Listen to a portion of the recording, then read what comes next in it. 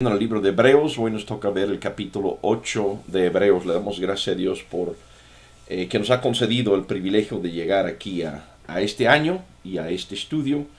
Y pues que bueno, por los que acompañan, les doy, pues me da gusto que estén presentes. Sé que algunos lo van a ver en vivo ahorita, quizás en algunos momentos, y otros pues lo verán una vez que está en la biblioteca, por llamarlo así, o la videoteca en línea. Me da gusto que estén presentes. Quiero orar primero antes de empezar. Señor, te doy gracias, Señor.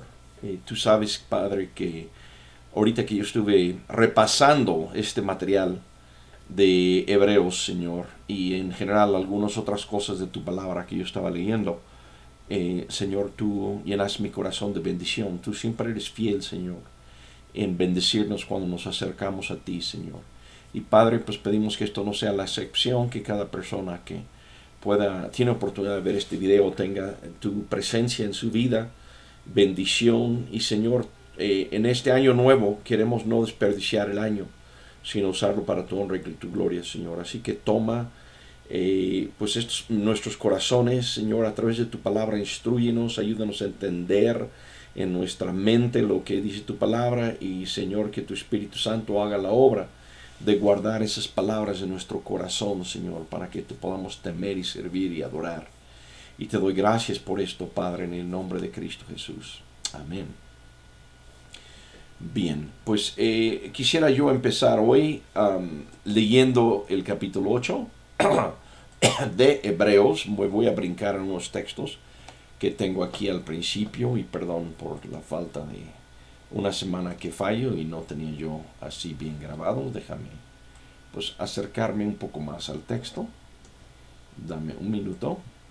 Muy bien, ahí estamos acercando el texto, lo deben de poder ver un poco más grande. Y de vuelta voy a brincar. Ya hace 15 días, leímos los textos del Antiguo Testamento que tienen que ver con el estudio de hoy, del capítulo 8 de Romanos. De Hebreos, perdón. Acuérdense que hay algunos textos que hemos visto anteriormente y se van a seguir manejando. Simplemente no los volvemos a ver cada capítulo, sino al llegar a un nuevo capítulo vemos los textos adicionales del Antiguo Testamento que el autor de Hebreos va a tomar en cuenta para el libro, ¿no? Quiero leer el capítulo 8 entonces y pasar a los comentarios. Quizás una breve reseña del 7. En el 7 él habla del sacerdocio que tiene Jesucristo, que es el sacerdocio según Melquisedec.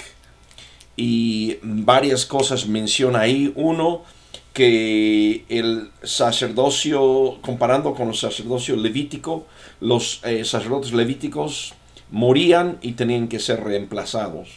Pero la promesa del Salmo 110:4, donde dice: tú eres sacerdote para siempre, según la orden de Melquisedec, pues ahí se aprecia que el sacerdocio de Melquisedec en la persona de Cristo Jesús es un sacerdocio eterno. También él hizo notar que Abraham, que es el padre de la fe y el padre carnal o bisabuelo, lo que quieras llamarle, de toda la raza hebrea, incluyendo los sacerdotes levíticos, le dio diezmo a Melquisedec, y en ese sentido Melquisedec es un sacerdote más alto, más grande que el de Levítico, ¿no? Entonces, esto es lo que vimos en el 7 a grandes rasgos, ¿no? Déjame entonces leer el 8, porque empieza el 8 diciendo, entonces, ahora bien, el punto principal de lo que venimos diciendo es que tenemos tal sumo sacerdote, aquel que se sentó a la derecha del trono de la majestad en el cielo, el que sirve en el santuario, es decir, en el verdadero tabernáculo, levantado por el Señor y no por ningún ser humano. A todo sumo sacerdote se le nombra para presentar ofrendas y sacrificios, por lo cual es necesario que también tenga algo que ofrecer. Si Jesús estuviera en la tierra, no sería sacerdote, pues aquí ya hay sacerdotes que presentan las ofrendas en conformidad con la ley. Estos sacerdotes sirven en un santuario que es copia y sombra del que está en el cielo, tal como se le advirtió a Moisés cuando estaba a punto de construir el tabernáculo. Asegúrate de hacerlo todo según el modelo que se te ha mostrado en la montaña. Pero el servicio sacerdotal que Jesús ha recibido es superior al de ellos, así como el pacto del cual es mediador es superior al antiguo, puesto que se basa en mejores promesas. Efectivamente, si ese primer pacto hubiera sido perfecto, no habría lugar para un segundo pacto. Pero Dios, reprochándole sus defectos, dijo: llegará el tiempo, dice el Señor, en que haré un nuevo pacto con la casa de Israel y con la casa de Judá. No será como el pacto que hice con ellos, con sus antepasados, el día en que los tomé de la mano para sacarlos de Egipto, porque ellos no permanecieron fieles a mi pacto, y yo los abandoné, dice el Señor. Y vamos a brincar, déjame brincar ese texto que de hecho está mal, no quería que fuera en la primera lectura, pero bueno, Hebreos 8, por tanto, Hebreos 8:10, por tanto, este es el pacto que después de aquellos días estableceré con la casa de Israel, dice el Señor. Pondré mis leyes en su mente y las escribiré en su corazón. Yo seré su Dios y ellos serán mi pueblo. Ya nadie enseñará a su prójimo, ni nadie enseñará a su hermano, ni le dirá: conoce al Señor. Perdonaré sus maldades y nunca más me acordaré de sus pecados. Al llamar nuevo a este pacto, ha declarado obsoleto el anterior, y lo que se vuelve obsoleto y envejece está por desaparecer. Bien, pues son solamente 13 versículos, pero hermanos, pues y ya leímos los versículos del Antiguo Testamento que el mismo autor de Hebreos cita, y vamos a hacer por referencia a ellos cuando sea necesario. Pero también hay algunos textos adicionales que yo sentí agregar del Antiguo Testamento para entender bien pues el nuevo pacto, ¿no? Y la superioridad o la importancia del nuevo pacto, ¿no? Hebreos 8:1, ahora bien, el punto principal de lo que venimos diciendo es que tenemos tal sumo sacerdote, aquel que se sentó a la derecha del trono de la majestad en el cielo. Entonces él está combinando muy correctamente Salmo 110, verso 1, que dice: le dijo el Señor a mi Señor, siéntate a mi derecha hasta que ponga a tus enemigos por estrado de sus pies, con el Salmo 110, versículo 4, que dice, he jurado y tú eres el sacerdote para siempre, según el orden de Melquisedec. Entonces él dice, estamos hablando, lo principal es de tal sumo sacerdote. Todo el libro de Hebreos tiene que ver con Jesús, por cierto, si no se habían dado cuenta, ¿no? Y aquí está comparando a Jesús como sumo sacerdote con los otros sacerdotes, pero más bien diciendo, es un sumo sacerdote tal, ¿no? Tal sacerdote. Y luego el verso 2 introduce lo que ya leímos en el Antiguo Testamento, el trasfondo de esto. Y dice, el que sirve en el santuario, es decir, en el verdadero tabernáculo, levantado por el Señor y no por ningún ser humano. Entonces, el versículo 1, él ha hablado de que está en el cielo, ¿verdad? Combinó el siéntate a mi derecha hasta que ponga tus enemigos por estrado de tus pies. Eso lo combinó con el sacerdocio, y él hace ver, notar aquí, que el sacerdocio lo está ejerciendo, por lo tanto, Jesús en el cielo. El que sirve en el santuario, es decir, en el verdadero tabernáculo, levantado por el Señor y no por ningún ser humano. Está hablando él. Entendemos, en el libro de Hebreos jamás menciona la destrucción del segundo templo en Jerusalén, que fue destruido en el año 70. Y está hablando a hebreos. Y entendemos entonces que él aclara, ¿verdad? Aquí, que bueno, no pueden ir ustedes al templo y querer encontrar ahí a Jesús en una esquina del templo, o en alguna parte, o ciertos días de la semana, ministrando en ese templo, sino que él sirve en el santuario, el verdadero tabernáculo, levantado por el Señor y no por ningún ser humano. Y eso lo va a aclarar un poco más adelante, aunque nosotros ya vimos los textos del Antiguo Testamento al respecto. A todo sumo sacerdote se le nombra para presentar ofrendas y sacrificios, por lo cual es necesario que también tenga algo que ofrecer. Y aquí que también tenga se está refiriendo a Jesús, que Jesús tenga algo que ofrecer. Si vamos a decir que él es sacerdote, sumo sacerdote, ¿qué es lo que ofrece como ofrenda y como sacrificio? Y aclara algo importante en el verso 4 de vuelta. Ya aclaró que no sirve en el templo ahí en Jerusalén, sino dice, en el 4 dice Hebreos 8:4, si Jesús estuviera en la tierra no sería sacerdote. Pues aquí ya hay sacerdotes que presentan las ofrendas en conformidad con la ley. Entonces, él está diciendo aquí, ya hay en el templo de los judíos, en este momento que se escribe esta epístola, ofrecían ofrendas conforme a la ley. Estos sacerdotes sirven en un santuario que es copia y sombra del que está en el cielo. Esto es un punto importante porque mucha gente podría decir, ¿cómo Dios va a quitar la ley? ¿Cómo Dios va a quitar el templo? ¿Cómo Dios va a quitar el santuario de los judíos si eso antecede o es previo en el tiempo a Jesucristo? Es previo en el tiempo a la venida de Jesucristo. ¿Cómo Dios va a quitar eso anterior para poner algo diferente que es Cristo y todo lo que está escribiendo el libro de Hebreos?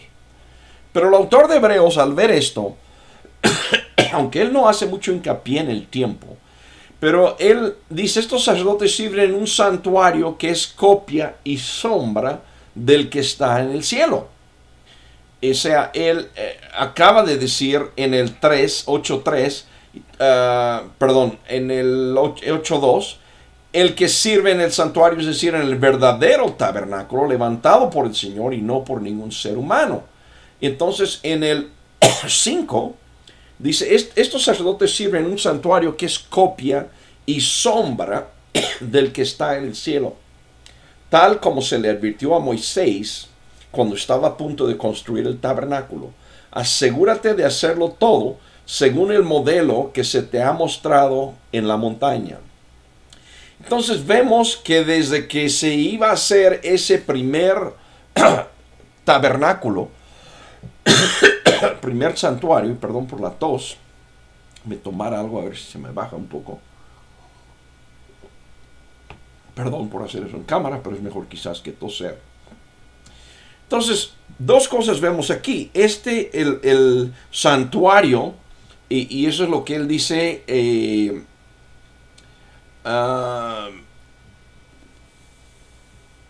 el inicio del 5, estos sacerdotes sirven en un santuario que es copia. Entonces él está diciendo, el santuario actual, primer templo y segundo templo, ¿okay? Primer templo que destruyeron los de Babilonia, segundo templo que estaba hasta el año 70, estaba cuando Jesús estaba aquí, ¿okay? Ambos templos son copia y sombra, o sea, el modelo, el diseño, es del que estaba en el cielo. Entonces, hay un tabernáculo en el cielo, hay un santuario en el cielo que Dios hizo, que antecede el tabernáculo, templo 1 y templo 2 de los judíos. Y eso es importante. Pablo, en la epístola de Romanos, como paralelo, él va en la cuestión de gracia y ley, y él va atrás a Génesis capítulo 15, versículo 6, y dice, Abraham creyó a Dios y su fe le fue contado por justicia. Y muestra que la gracia de Dios y la fe anteceden la ley, y de hecho lo anteceden con 430 años. El autor de Hebreos aquí muestra que el templo, el santuario celestial, antecede el santuario, el tabernáculo y los dos templos que se habían hecho. Uno que existía y uno que había dejado de existir, ¿no? Antecede, pero aparte, esos son divinos, fueron hechos por Dios, y el tabernáculo y los dos templos aquí en la tierra fueron hechos por hombres. Entonces, estos sacerdotes sirven un santuario que es copia y sombra del que está en el cielo. Tal como se le advirtió a Moisés cuando estaba a punto de construir el tabernáculo, leímos nosotros el texto, creo que es, si no mal recuerdo, Éxodo 25, de punto de construir el tabernáculo, asegúrate de hacerlo todo según el modelo que se te ha mostrado en la montaña. Y leímos un pasaje largo, porque al inicio la parte que leímos decía que se te va a mostrar, y al final de ese pasaje decía según el modelo que se te mostró. Okay. Pero el servicio sacerdotal que Jesús ha recibido es superior al de ellos, así como el pacto del cual es mediador es superior al antiguo, pues se basa en mejores promesas. Entonces, el autor de Hebreos está diciendo el servicio sacerdotal que Jesús ha recibido es superior al de ellos. Eso ya lo desglosó en el capítulo 7, tiene que ver con Jesús. No necesita ofrecer por sus propios pecados, que el sacerdocio de Jesús es eterno contra el otro que es temporal. Y bueno, el sacerdocio, el servicio sacerdotal que Jesús ha recibido es superior al de ellos. Así como el pacto del cual es mediador es superior al antiguo. Entonces aquí pasa del sacerdocio al pacto. Aunque en el 7 él había dicho que si cambia el sacerdocio tiene que cambiar el pacto, porque bajo el sacerdocio de los levitas fue dado el pacto de la ley. Si cambiamos ese sacerdocio, entonces tiene que haber un cambio de pacto. Entonces aquí está hablando de ambas cosas. El servicio sacerdotal de Jesús es superior al de ellos, y el pacto del cual es mediador es superior al antiguo, pues se basa en mejores promesas. Y creo que él va a desglosar por qué son mejores las promesas del nuevo pacto. Pero empieza luego en el verso 7. Efectivamente, si ese primer pacto hubiera sido perfecto, no habría lugar para un segundo pacto. Acuérdense, el autor de Hebreos no es el que dijo vamos a tener un segundo pacto. Es el profeta Jeremías que hablaba de un segundo pacto. Entonces, él nada más entonces nota, el autor de Hebreos, bajo inspiración del Espíritu Santo. Pero él nota, si ese pacto hubiera sido perfecto, pues no hacía falta otro pacto. ¿Okay? Entonces, su primer argumento para decir que el pacto es superior, o sea, el mediador es como el pacto del cual es mediador es superior al antiguo, dice en el verso 6. Y su primer argumento es, bueno, si el primero era perfecto, ¿por qué necesitaban un segundo? Pero el verso 8, y aquí va a citar Jeremías, okay, verso 8, pero Dios, reprochándole sus defectos, dijo, primer pacto dependía de la fidelidad de el pueblo de Israel. Dependía de ellos. Y Dios llega y les reprocha sus defectos. No el defecto de Dios, defectos de ellos. Y aquí abren comillas antes de decir llegará el tiempo, en el verso 8. Y esto simplemente lo hago notar porque eso es todo. Hay un largo pasaje aquí que él cita literalmente de Jeremías 31, que ya vimos hace 15 días en el estudio previo. Pero Dios, reprochándole sus defectos, dijo, llegará el tiempo, dice el Señor, en que haré un nuevo pacto con la casa de Israel y con la casa de Judá.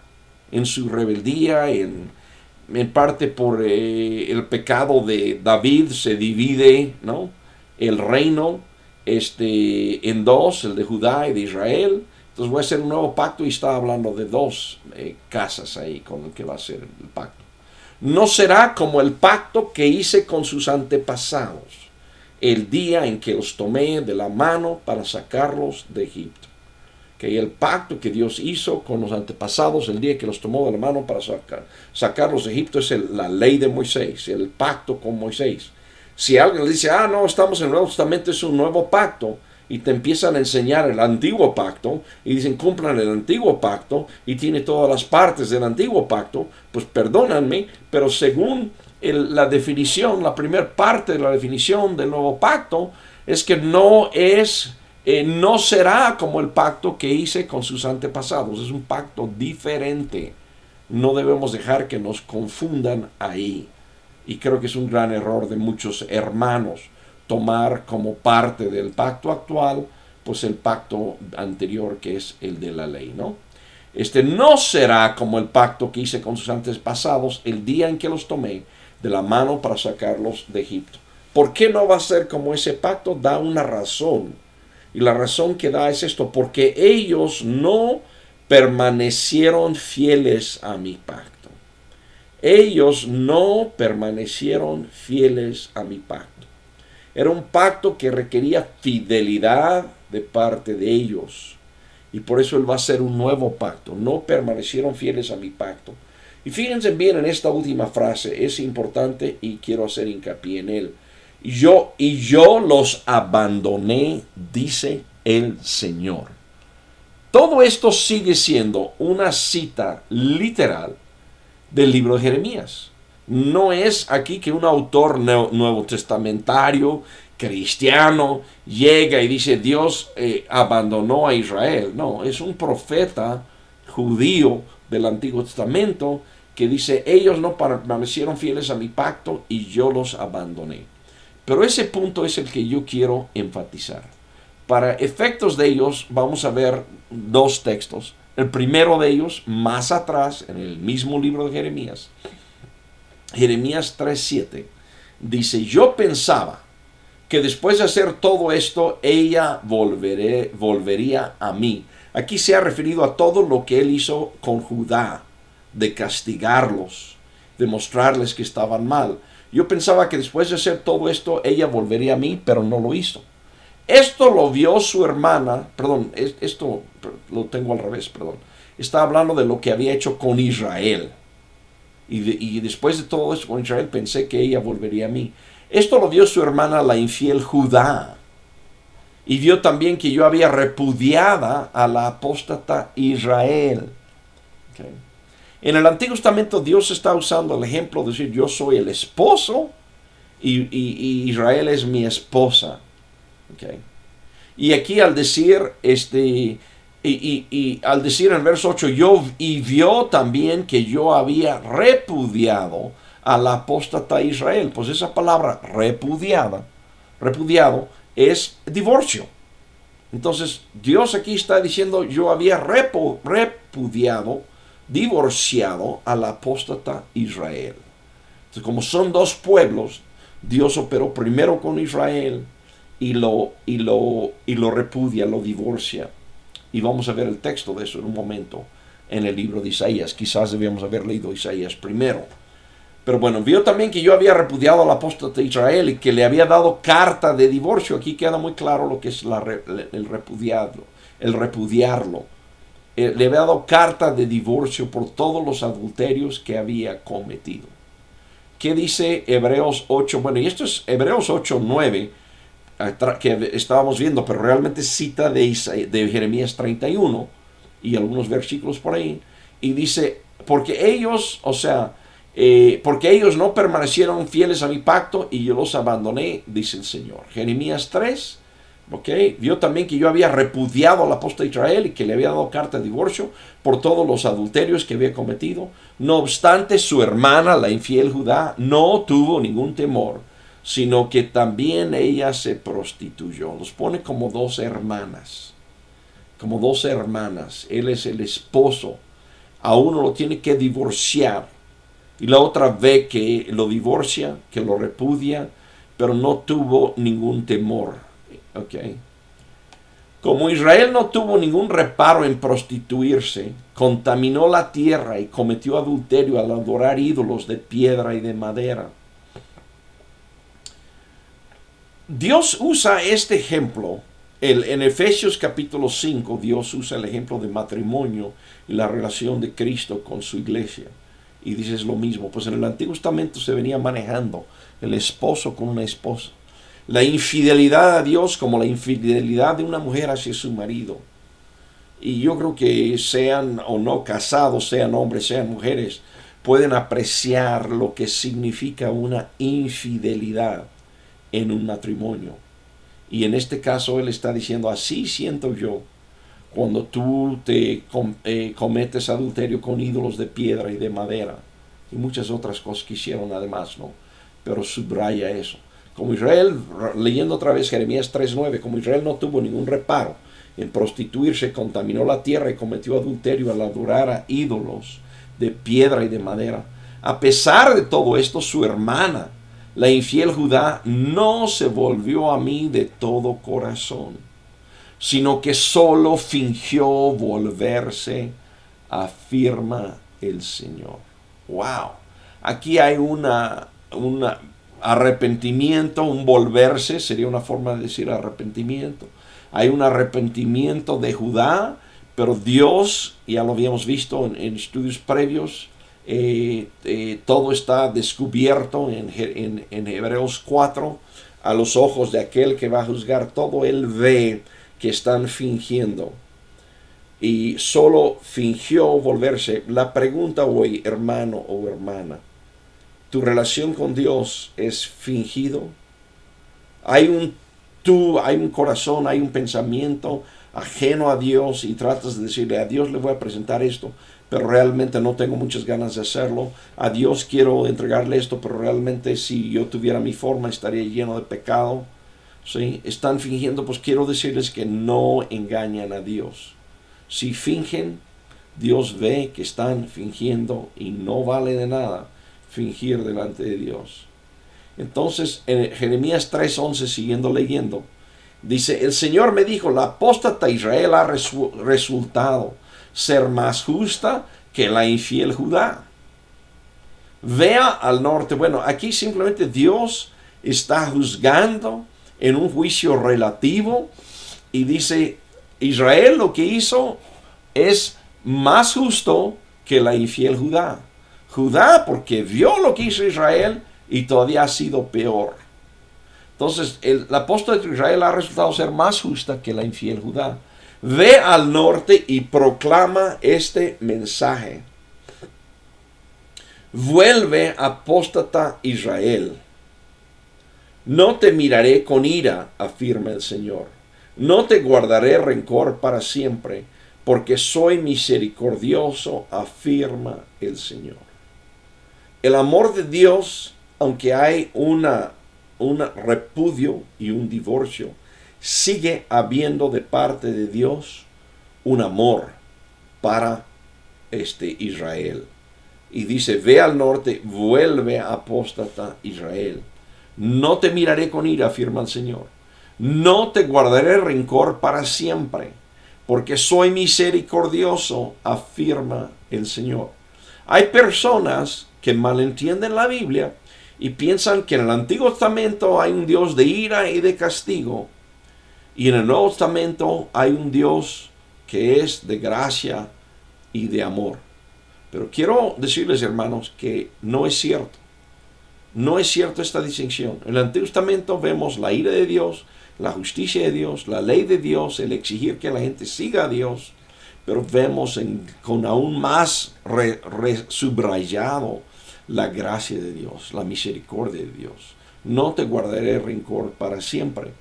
En el Nuevo Testamento está la ira de Dios. Lo que pasa es que hoy en día los hermanos, muchos no lo leemos. Yo sí lo leo, pero digo, hay mucha gente que no lo lee. No hay predicadores, no lo predican y pensamos que no está ahí, pero está ahí. Y vemos también, lean el libro de Apocalipsis si no me creen, ¿verdad? Pero bueno, ya me estoy desviando un poquito. Pero Jeremías 3:13, tan solo, o sea, él les dijo, vuélvete, apóstate Israel, tan solo reconoce tu culpa y que te rebelaste contra el Señor tu Dios. Bajo todo árbol frondoso has brindado a dioses extraños tus favores y no has querido obedecerme, afirma el Señor. Entonces la misericordia de Dios estaba ahí, su amor para ellos estaba ahí, la gracia, la invitación estaba ahí, pero ¿qué dice Dios? Reconoce, arrepiéntate, reconoce. Siguiendo con ese llamado en Jeremías 3, dice, vuélvanse a mí, apóstatas, afirma el Señor, porque yo soy su esposo. De ustedes tomaré uno de cada ciudad y 2 de cada familia, y los traeré a Sión. Les daré pastores que cumplan mi voluntad, para que los guíen con sabiduría y entendimiento. Entonces, aquí es el llamado a arrepentirse, llamado a regresar, y dice, yo soy su esposo. ¿Okay? Los había repudiado, los había divorciado, pero en cierta forma dice, yo soy su esposo. Y luego empieza la promesa de ustedes tomaré uno de cada ciudad y 2 de cada familia, los traeré a Sión. Y interesante, dice, les daré pastores que cumplan mi voluntad, porque dentro de la degeneración de todo el pueblo de Israel, los pastores pues predicaban, muy parecido a lo que ocurre hoy en día, predicaban lo que la gente quería escuchar. Y predicaban lo que más ofrenda les daba, y eso predicaban. Entonces dice, no, ahora les voy a dar pastores que cumplan mi voluntad. No la voluntad del pastor, no la voluntad del pueblo apóstata, sino mi voluntad. Bueno, en aquellos días, siguiendo en Jeremías capítulo 3, versículo 16, en aquellos días cuando ustedes se hayan multiplicado y sean numerosos en el país, ya no se dirá más arca del pacto del Señor. Nadie pensará más en ella, ni la recordará. Nadie la echará de menos, ni volverá a fabricarla, afirma el Señor. Interesante este pasaje, esta frase, porque si se acuerdan, el libro, Jeremías había dicho, el nuevo pacto no va a ser parecido al pacto anterior. Y aquí Jeremías menciona, y mucha gente, yo no he oído muchos comentarios sobre este texto, pero él dice, ya no se dirá más arca de pacto del Señor. Cuando llegaron los babilonios y desaparece el primer templo, desaparece el arca del pacto. El segundo templo en Jerusalén, la que estaba cuando vivía Jesús, no tenía el arca del pacto. Y eso no es una casualidad, sino que Dios lo había profetizado. Y dice, ya no se dirá más arca de pacto del Señor. Nadie pensará más en ella, ni la recordará, nadie la echará de menos, ni volverá a fabricarla, afirma el Señor. En aquel tiempo llamarán a Jerusalén trono del Señor. Todas las naciones se reunirán en Jerusalén para honrar el nombre del Señor. Y ya no volverá a obedecer ciegamente a su malvado corazón. ¿Por qué leer todo este pasaje? Vamos a regresar a Hebreos 8:9. Y dice, porque ellos no permanecieron fieles a mi pacto y yo los abandoné. Creo que esto es importante, hermanos. Dios dejó y terminó el pacto de Moisés con el pueblo de Israel. Terminó bajo, podríamos decir, para no ir muy lejos, bajo el ministerio del profeta Jeremías y bajo el ministerio del profeta Isaías, se dio por terminado el pacto con Judá y con Israel. Okay. Se dio por terminado. ¿Por qué creo que esto es importante? Porque al llegar Jesús, y lo que está exponiendo Hebreos, pero lo que dijo Jesús la noche que fue entregado, comer, es la sangre del nuevo pacto. Cuando él llega y dice, aquí está el nuevo pacto, no estaba en ese momento quitando el pacto anterior. No, el pacto anterior había sido quitado siglos antes. Cuando llega Jesús, llega a un pueblo de Israel que no tiene un pacto vigente con Dios. No sé si me sigan en eso, creo que es bien importante. No había un pacto vigente, lo había repudiado, lo había divorciado. Y en esta frase vimos que era Israel. ¿Okay? Ya lo había terminado. Y por eso dice, porque ellos no permanecieron fieles a mis pactos y yo los abandoné. Ahora vamos a ir a Isaías y ver Así dice el Señor. A la madre de ustedes yo la repudié. ¿Dónde está el acta de divorcio? ¿A cuál de mis acreedores los he vendido? Por causa de sus iniquidades fueron vendidos. Por las transgresiones de ustedes fue despedida su mujer. Si leen en la ley lo que es el divorcio, ahí dice, si alguien quiere despedir a su mujer, que le dé carta de divorcio, acta de divorcio. Dios aquí a través del profeta Isaías está diciendo, y aquí no está diciendo,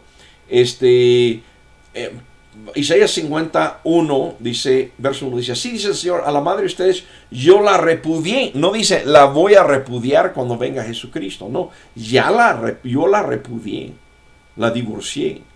¿Sí? Entonces el pacto que tenían los judíos ya se había terminado.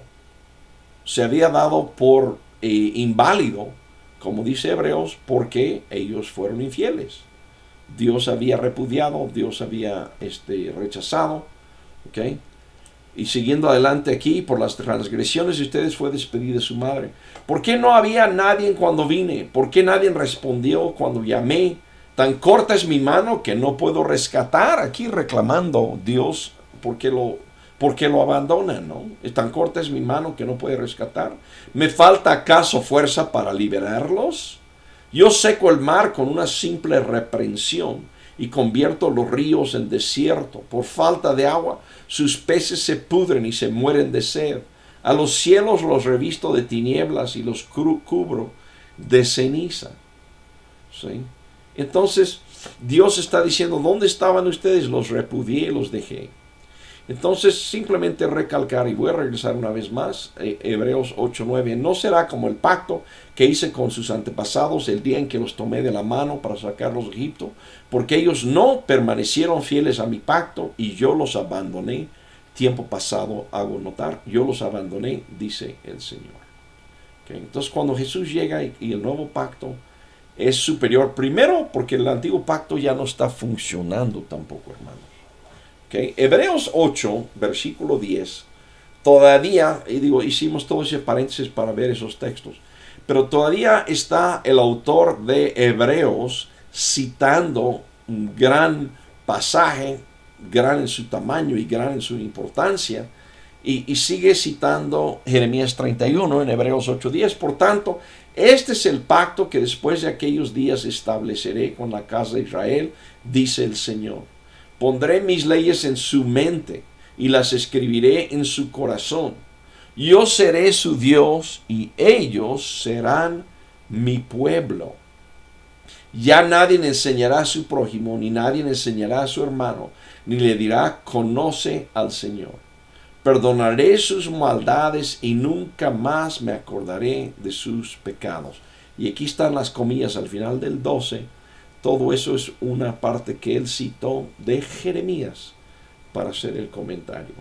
Entonces, pasando al realmente el último texto, si no me equivoco, de Hebreos 8, el texto, versículo 13, dice, al llamar nuevo a ese pacto, ha declarado obsoleto al anterior.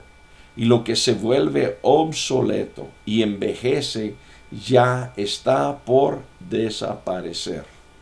Aquí no sé si él estaba hablando proféticamente todavía de que hasta el templo, ese segundo templo en Jerusalén iba a desaparecer, pero el autor de Hebreos, ¿verdad?, de vuelta quizás sin citar tantos textos del Antiguo como los que yo compartí ahorita, unos pocos más, pero él dice, al llamar nuevo a este pacto, ha declarado obsoleto al anterior. Y bueno, anteriormente ya él había argumentado si el primero era perfecto, porque hay necesidad de un nuevo pacto.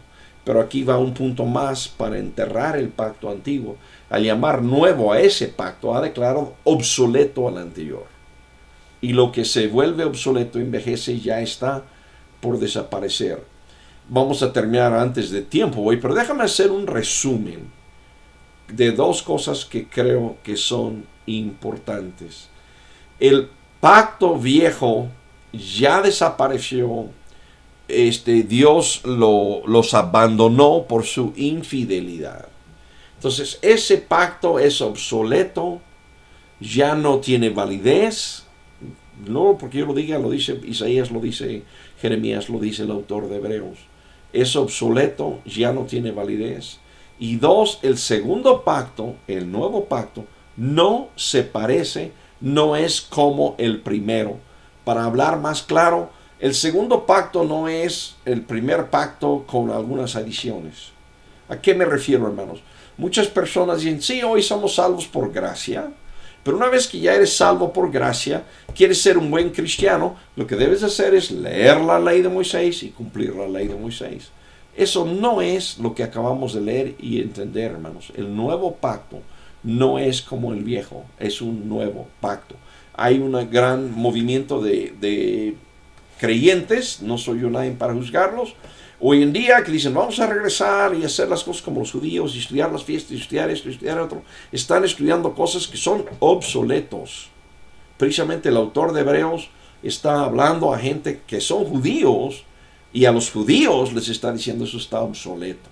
Si uno como gentil quiere llegar y decir, pues voy a seguir eso, porque pues me agrada, me llama la atención, es como que otra cultura, me he aburrido del cristianismo, no dicen eso, pero es con sus acciones dan a entender que están un poco aburridos, y dicen vamos a regresar a la cuestión de los hebreos, pues hacen mal, ¿no? Hacen mal porque están regresando a algo obsoleto, ¿no?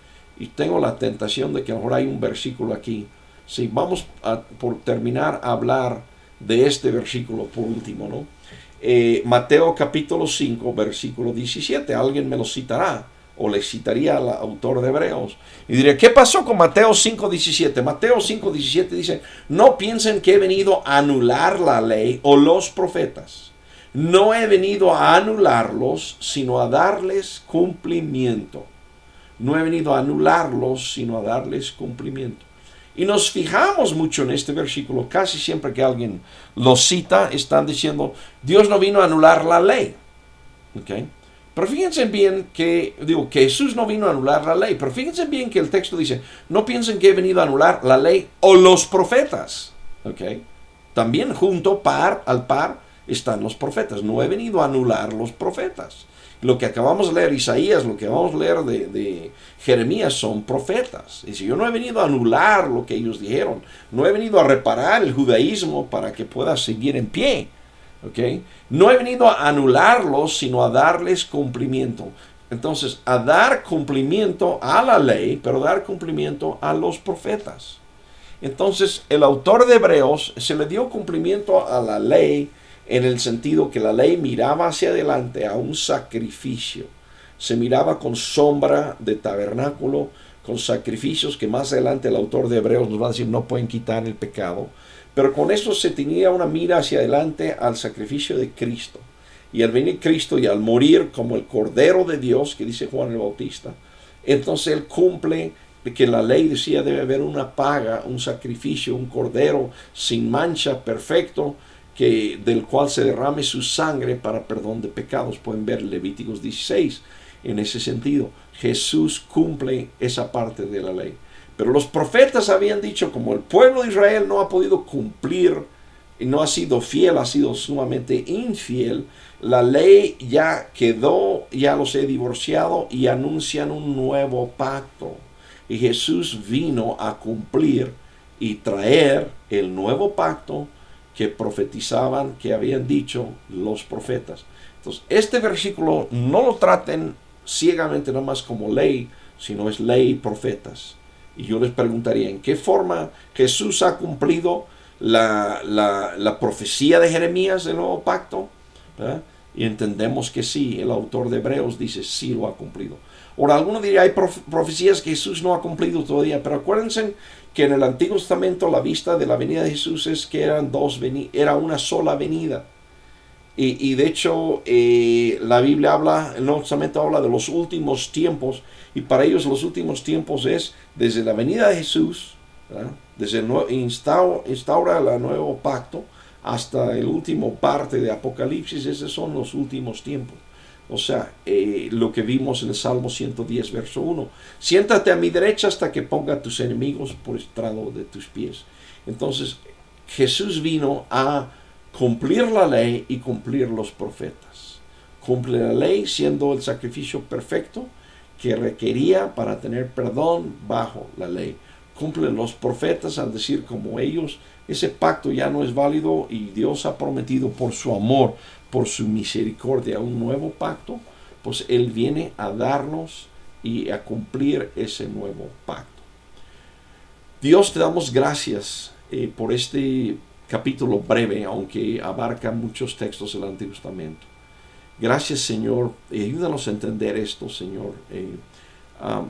En el pueblo cristiano hay mucha gente que está buscando mezclar y no queda claro, Señor, para ellos que el pacto anterior ya no es como tan claro como está en tu palabra, Señor.